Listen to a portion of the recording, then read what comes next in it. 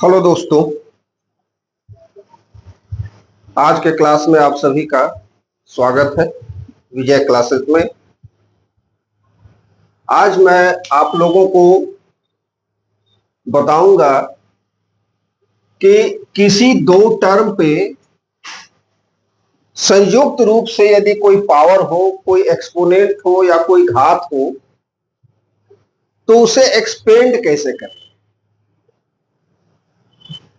इस प्रकार के टर्म्स को कैसे एक्सपेंड करेंगे, कैसे उसका विस्तृत रूप लिखेंगे। तो विस्तृत रूप लिखने का तरीका मैं आपको आज बताऊंगा। तो जैसे x प्लस वाई पे होल पावर n, तो सबसे पहले तो मैं इसका विस्तृत फॉर्म केवल उसके घात के, उसके एक्सपोनेंट के रूप में लिखूंगा, लिखकर बताऊंगा। उसके बाद उसका गुणांक यानी कोफिशिएंट बताऊंगा कि कोफिशिएंट आप कैसे लिखें। तो सबसे पहली बात ये जान लीजिए कि ये घात एक्सपोनेंट जितना भी हो, प्रत्येक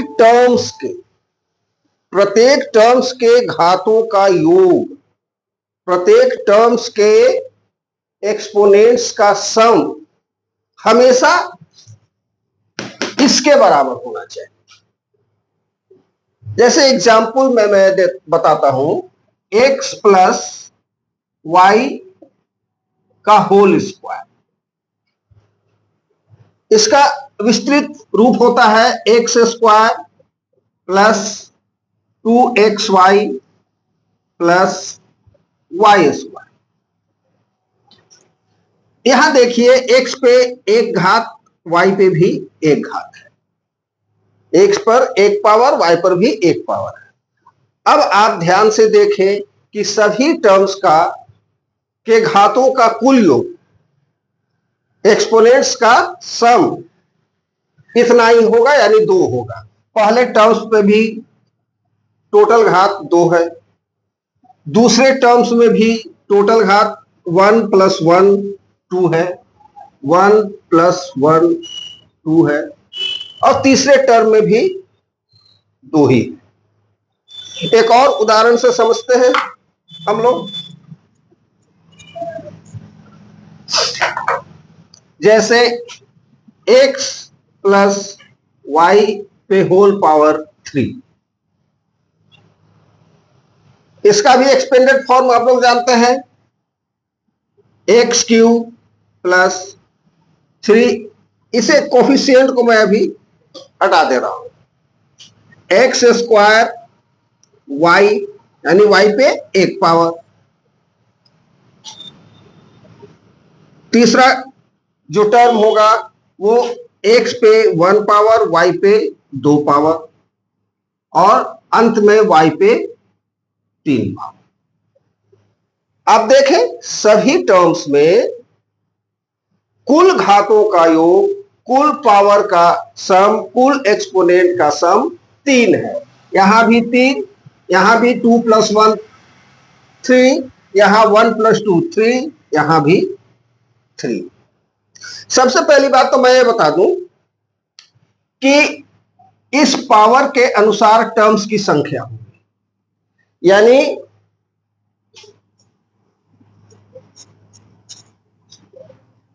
नंबर ऑफ टर्म्स,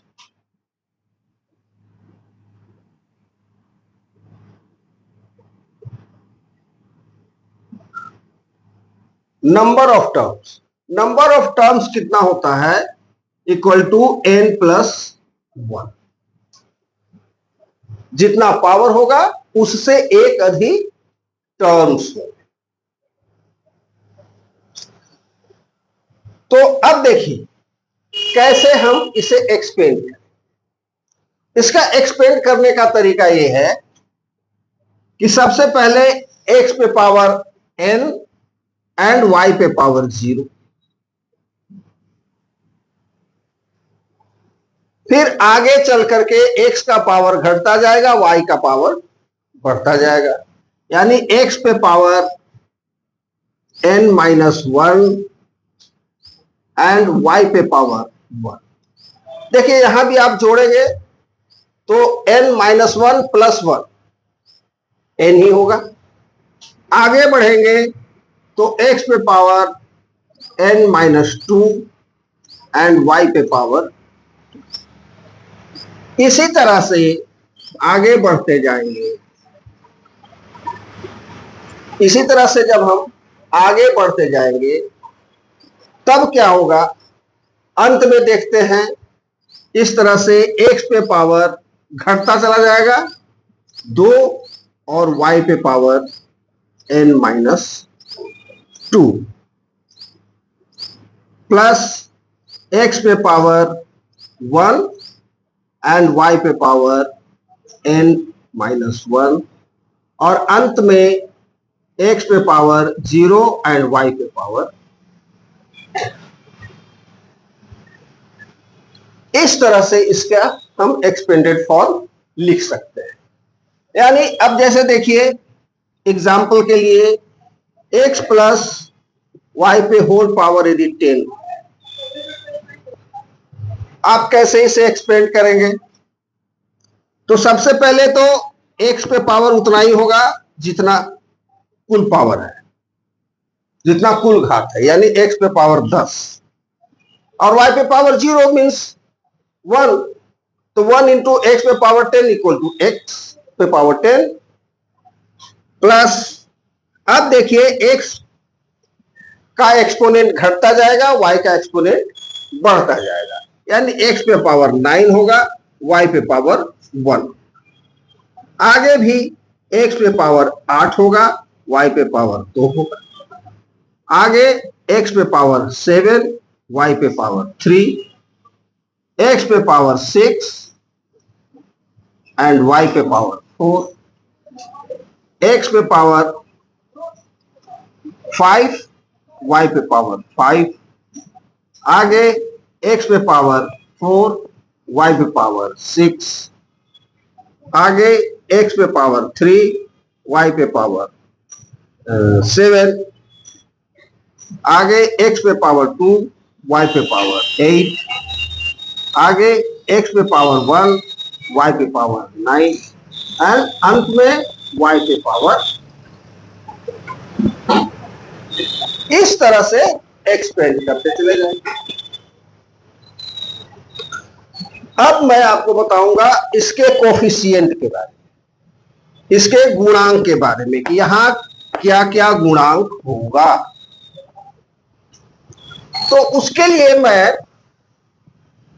बताऊंगा आपका कोफिशिएंट पिरामिड के बारे में। ये कोफिशिएंट पिरामिड कैसे बनाए?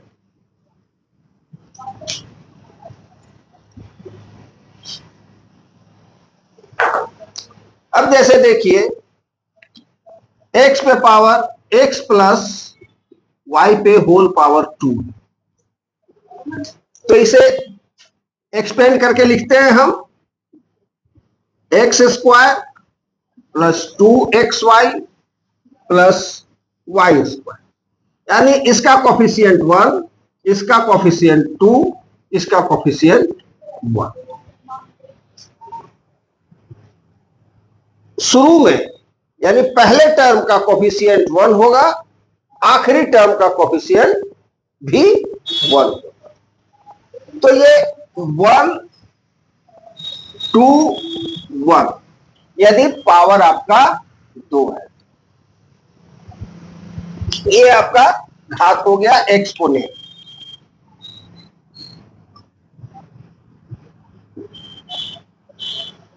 यदि घात 3 है तो क्या करेंगे? पहला टर्म का घात तो पहले टर्म का कोफिशिएंट तो 1 होगा, दूसरे टर्म का कोफिशिएंट इन दोनों को जोड़ दीजिए 2 प्लस 1 3, फिर तीसरे टर्म का कोफिशिएंट इसे जोड़ दीजिए 3 और चौथे टर्म का कोफिशिएंट 1, यानी आखिरी टर्म। इसमें कोफिशिएंट 3 है तो टर्म्स की संख्या 4 होगी। इस पे कोफिशिएंट 2 है तो टर्म्स की संख्या 3 होगी। अभी अभी मैंने बताया है कि टर्म्स का संख्या उस पे जितना घात होता है उससे एक अधिक होता है।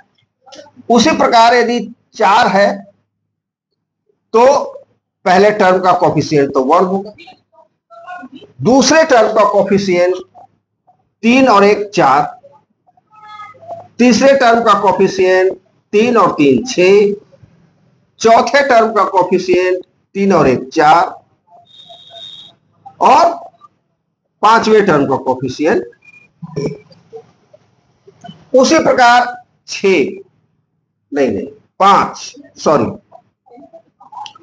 5 है तो पहले टर्म का कोफिशिएंट 1, दूसरे टर्म का कोफिशिएंट 4 और 1 5, तीसरे टर्म का कोफिशिएंट 4 और 6 10,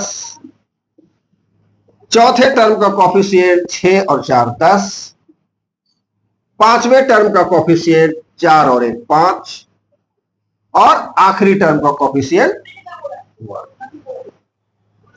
यदि एक्सपोनेंट 6 हो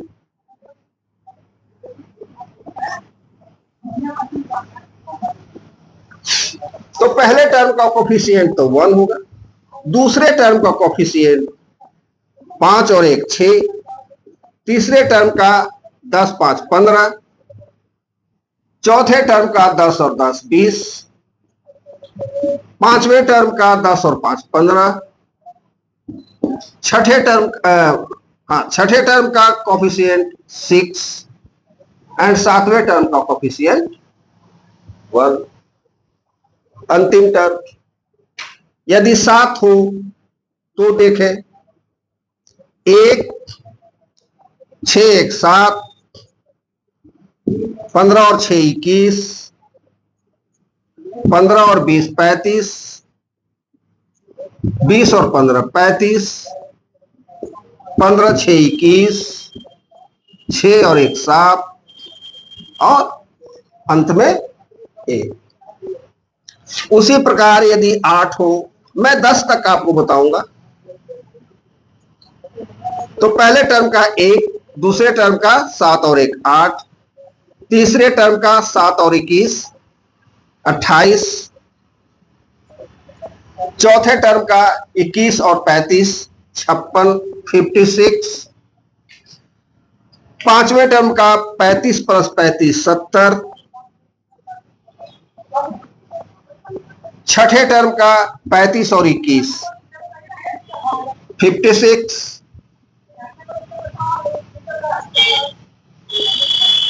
सातवें टर्म का 21 और 7 28, आठवें टर्म का 7 और 1 8 और नौवें टर्म का लास्ट टर्म का 1। उसी प्रकार यदि 9 हो कोफिशिएंट तो पहले टर्म का 1, दूसरे टर्म का 8 1 9, तीसरे टर्म का 28 और 8 36,